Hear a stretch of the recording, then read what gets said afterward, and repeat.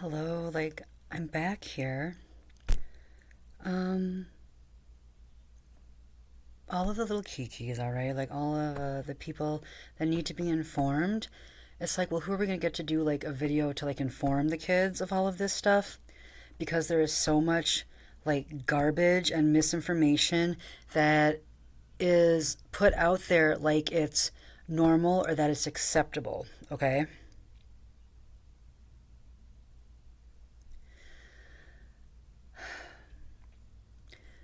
Okay, first of all, what I truly believe is that there should be no porn industry, right?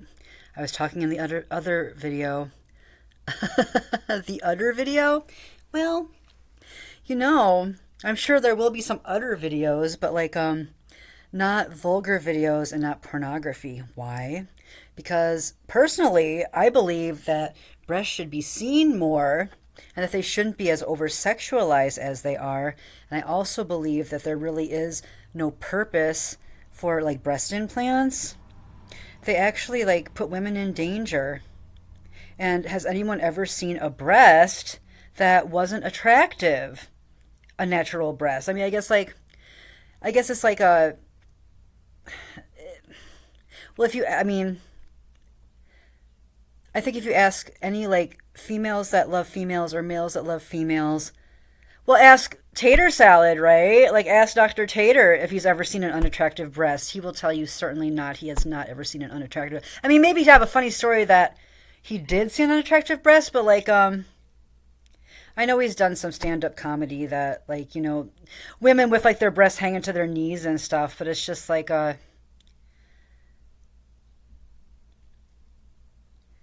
would almost rather see that or those breasts, let's say, have a story, right? But all breasts have a story. Even breasts with implants and implants that have been taken out. Um, so, and that's becoming more common now with models and people that have had entertainment jobs having their breasts removed. I know that Crystal Harris had her breast implants removed. Um, Kendra Wilkinson was going to have her breast implants removed. I'm not certain if she actually got around to having them removed. Uh, what I really wanted to continue with on what I guess being respectful. I have friends, and it's very commonplace for it is not acceptable, and I'm not the anal sex, person, honestly, but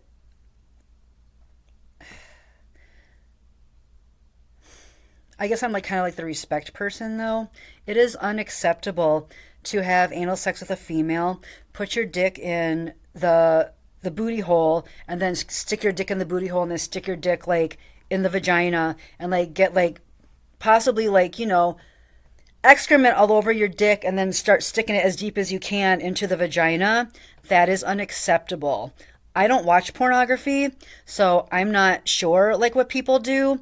I just know that I have a friend, and he is, I guess, bisexual, and he talked about how that's his favorite thing to do, or he's gonna put it in this girl's fucking booty hole, and then he's gonna stick his dick in her pussy.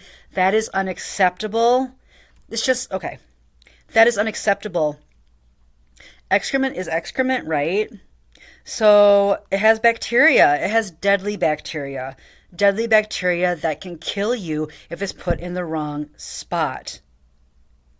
And all gay men know, or okay, I'm sure they're gay men know that if they're with someone, they're gonna have intimacy, that a few days before or several days before, they'll fast or eat light, right? Because they don't want to be gross. Let's do science, right? That's fucking gross, right? Let's be courteous if we're going to do things like that. That is gross. So honestly, if you're gonna, so gay men are some men don't know that, and it's just If you know you're going to have a date night with someone or you're going to be intimate, don't be gross. Like seriously, a few days ahead of time or a week ahead of time, like be courteous and eat light. You know what I mean? So that the experience is better for you and your partner. And I'm not like the anal sex guy, right? I'm seriously not. Two times in my life, maybe 2.5 times in my life. Like for my partner, I did that for them. Like, you know what I mean? But it's like, I'm like, it brings me no pleasure and stuff. So, and it's like you're not doing it right. Well, honestly, it's not anything that I really like wish to delve into. That's more for like the men. Unless you are a female that it brings you pleasure, then more power to you. And a part of that more power to you is don't let the male put it in your butt, get excrement all over it, and then repeatedly like push it deep into your vagina or deep into like that sacred space, because excrement does have deadly bacteria on it and it could kill you if like you got like a rip or a tear, but definitely keep a constant infection inside of you if that's something that he does without you saying something, being like, this is common sense. This is common sense if you're with a sacred partner, right? That you want to have that kind of like a sex journey with each other. These are things that I guess someone has to say and has to let you know. In case like you're not putting two and two together, why do I always have an infection? Why is he so rough with me? Is he rough with me because he is actually a gay male? And it's just like, is it acceptable that he's rough with me? Honestly, I believe that it's never acceptable. Like, can you be passionate? Yes. Is someone rough with you where they hurt you? People are going to like disagree and say it's a lifestyle choice. I'm going to say it is dysfunction.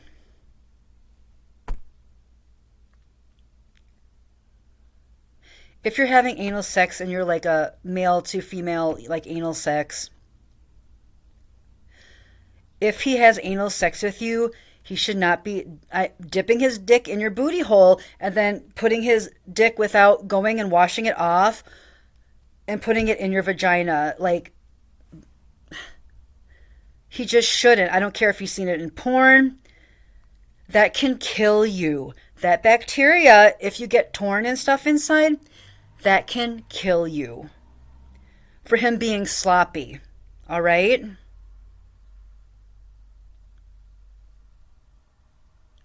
I am going to make a video on just, okay. I'm going to make a video just on how to keep yourself clean. When I was little, my mom told me you always wipe from the front, like where your, like, your peaches, Miss Peaches, like your pussy is. You wipe from the front to the back, and then you get another piece of toilet paper, or you fold the toilet paper over so there's no excrement on it. And then you start from the front and you wipe from, your girly part, your Miss Thang there, back to the booty hole, and then you wipe your booty hole. Preferably use baby wipes. Every good dancer knows you got to have baby wipes like in your bag, right? Every good dancer that's ever danced knows you got to have the baby wipes. Every good mom, like I think, knows like in your purse you have baby wipes, hon. Right? Hun to my Baltimore people out there. Holla, holla, holla. LOL. Well, it's so true, though. These are just like simple things that, you're not supposed to put like excrement on your, like your sacred female parts. Like you wipe from front to back. You don't let a guy put his thing in your booty hole and then like, put it in your pussy. You just don't. Why? Because it's like common sense says you'll get an infection. It will, it could kill you. And also like if he wants to go down on you, it'll stink. Like you'll have like poopy like in your sacred, like your Gucci. So like fucking don't do that, right? Don't allow him to do that. Why? Because like, do you have like 12 seconds to fucking go wash your dick off and come back? Then in that 12 seconds, take your fucking baby wipe your booty hole, all right? And also, like, Get a different baby wipe from front to back, wipe your Miss Peaches off, and fucking have a safe and clean sexual experience. Why? Because you both deserve that. All right? And then he'll go home at night or stay with you that night and think to himself, my girl is clean, and I like that because some girls aren't clean.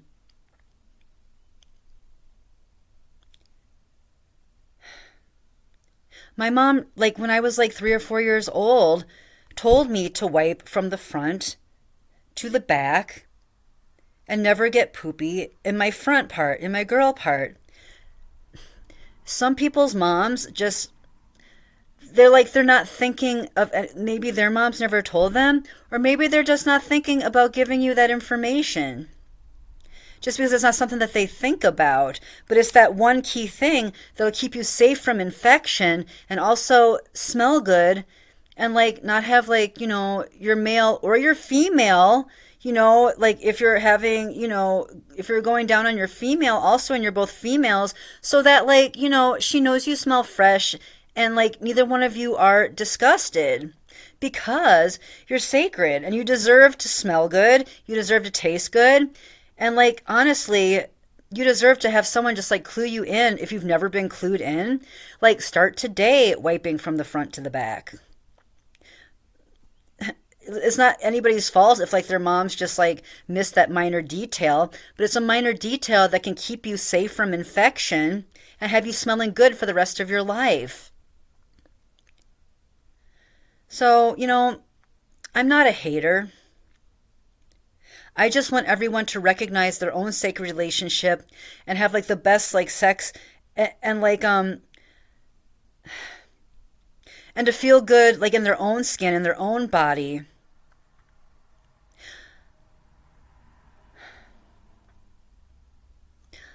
Love, okay? There's like you shouldn't be like really having sex unless you're in love.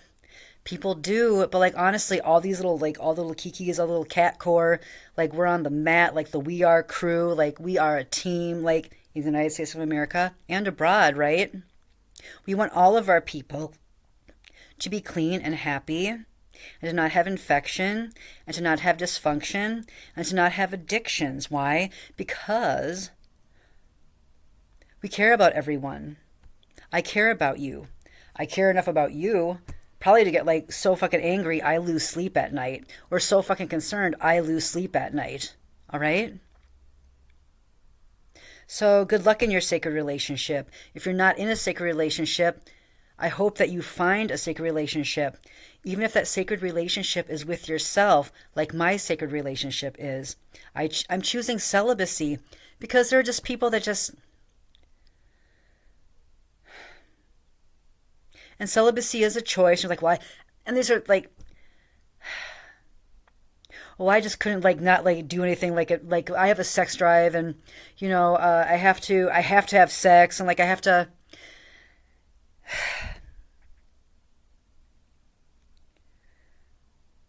I enjoy sex, obviously, and I will only be in like a healthy sexual relationship. I will not allow dysfunction in my sexual relationship, and only a sacred sexual relationship is what's acceptable to me at this point in my life. All right. I'm glad we had this talk. I will make that video, and I'll actually make like a thing like where I show like from front to back, because sometimes people don't know, oh, what does that mean? It's just it might save your life. Honestly, it will save you infection. And honestly, it might make someone that is on one date with you have a second. Well, I mean, you should go on a couple dates or like, get to know somebody before you let somebody, you know, see that part of you or be able to even smell that part of you or, touch that part of you, honestly. But, it might make somebody that might not have wanted to like be with you, like give you another chance.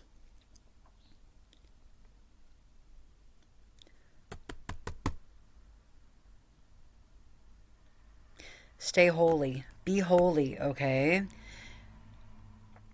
It's supposed to be that way. It's supposed to be that way. And also, okay, I saw a commercial for some pads the other day, and it says like, I don't know what pad this was. I think it's some like medicated pads, which I've gotten, like honey pot pads. Like I've gotten the medicated ones. They're very strongly medicated. I ended up giving them away because they were like cooling pads. Like they were very strongly medicated, like panty liner pads, right? There's a commercial, and the girl goes, "Whoo, this pad stinks." Okay, I have to let you know a pad should not stink. If a pad stinks, it means that there's like a bigger problem uh, than just like the pad. And then they're trying to sell these like medicated soaked like pads. Um, a pad should never stink. Here's me. I'm kind of a hippie. Like my parents and I grew up like I don't take a shower. I just took a shower. And, I'm sure you can tell. But we don't take showers like every single day. Like we don't wear heavy deodorants and perfumes and stuff. I knew what like my parents' scent was like. Like I know what like like my familiar like family like smells like. It's just like and we don't stink, right? But it's just like your pad should never stink. Your underpants. Here's the thing about the pad though. So I've worn a pad for like one whole day, right? I have like blood that's not heavy when I'm bleeding. I've worn a pad, like put it on in 10 in the morning, and maybe the next morning I took it off because I wasn't heavily bleeding. It did not stink. Your pad is not supposed to stink. It smelled like menstrual blood, which if you've ever smelled like your menstrual blood, it smells kind of like iron. Like if you ever had like an iron pill or like, like what a rusty uh scent. It has like an iron scent and kind of a sweet scent. Like it smells kind of like a sweet, like iron scent. Like it's just like it's not off-putting. It just smells like what menstrual blood smells like, and that's natural. If your pad like stinks, don't just get like a medicated pad. Like you need to go like talk to someone. Like you need to talk to a doctor. Most states have free insurance. I know like my state offers, forward health care. You owe it to yourself to at least get checked out. You should never stink. That pad commercial concerned me. I'm like, are there people where like their pads like really stink? Like please if you like first of all, stop lying to yourself. If you think that you stink, um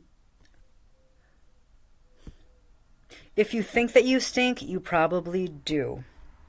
So if you care about yourself and your partner, if you stink, you probably have a bacterial infection, which means that you should go get checked out. Take 15 minutes out of your day to go get checked out. They'll give you some antibiotics that and I'm not like a fan of like taking antibiotics like constantly, but they'll give you like some antibiotics that will clear it up. Or if there's something worse than just like a bacterial infection, they can treat you. Do you know what I mean? So that maybe the next time you're with someone, like, I mean, here's the deal. You'll feel better about yourself if you don't stink. So you don't have to be celibate for 5 years like me, but what if you just took like 3 weeks off of having sex and like ate some fruit, had some yogurt, drink some water, like drink plenty of water, go get checked out. If you need uh, some basic medicine, right? Then take that for a week, but give your like what do I call my punani? Give your punani a break. Give your punani a break for 3 weeks. I mean, even like how about like 3 or 4 days? But if you're having like so much sex, and usually it won't stink like that, and I've really never had a problem with like odor down there, except for one time I got infected with something like it was just a basic, I guess, like a bacterial infection, but I noticed a scent in like, and in that day that I noticed like an off-putting scent, I called my doctor and went down and like got antibiotics. So like in 2 days, there was no scent anymore that was off-putting.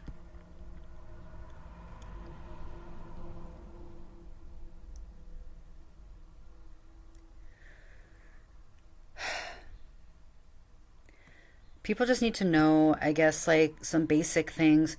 But I'll make that video.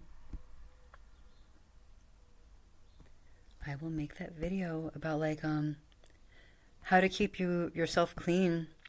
But love yourself enough. Just love yourself enough because like if you're going to all these other people and it has everything to do with not loving yourself, and then that's why like having the multiple sex partners and so much sex and like that's your identity is just like your sexuality and honestly like you and I could have worked at the same club. I think about like people that I see in the news, like you and I could have been like in the uh same party. You know what I mean? So I'll let it go at that.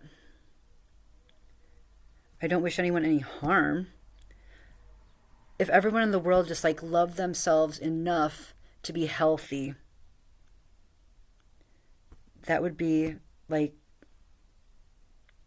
I mean, I guess that'd be one thing that I would definitely pray for and definitely wish for is that like everyone in the world loved themselves enough to be healthy and made the choices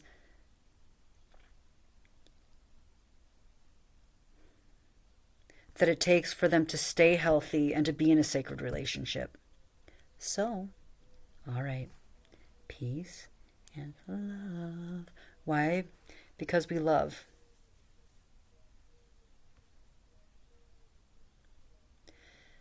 Be in a love-based relationship. How about that?